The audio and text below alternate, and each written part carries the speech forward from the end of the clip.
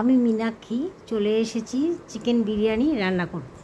তো আজকে বন্ধুরা আমি সমস্ত উপকরণ ভালো করে দেখাতে পারবো না, তো তবুও দেখাচ্ছি। চিকেনটাকে ভালো করে ধুয়ে আমি এবার ম্যারিনেট করে নিচ্ছি। হলুদ, লঙ্কার গুঁড়ো আর একটুখানি চামচের মতো আমি ভিনিগার দিয়ে এটাকে মাংসটাকে মাখিয়ে রাখবো।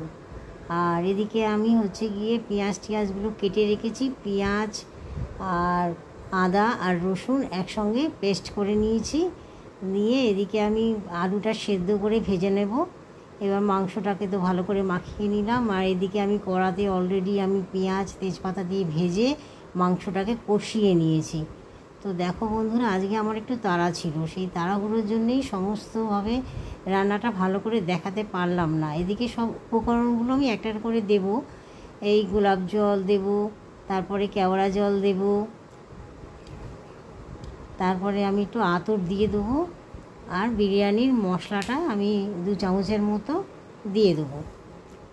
দিয়ে বিরিয়ানিটাও আমি এদিকে ভাতটা অলরেডি আমার হয়ে গেছে, মিশানো হয়ে গেছে। প্রথমেই বলেছি আমি একটু তাড়াহুড়ো করছি বলে সব পুরো ভালো করে তোমাদের দেখাতে পারলাম না, পার্ট বাই পার্ট। তো সবাই জানো বিরিয়ানি করতে, তবুও ঘরে একটু করলাম রান্না, তাই মনে করলাম তোমাদের সঙ্গে একটু শেয়ার করি বিরিয়ানিটা। হ্যাঁ, অনেক দিন পর করলাম, সেই জন্যে আমি ইচ্ছা হলো। তো দেখো আমার পুরো তৈরিও হয়ে গেছে। এদিকে আমি দুধ, যা যা উপকরণ লাগে সব দিয়ে এটা তৈরি হয়ে গেছে। এবার আমরা খেতে বসবো। টাটা।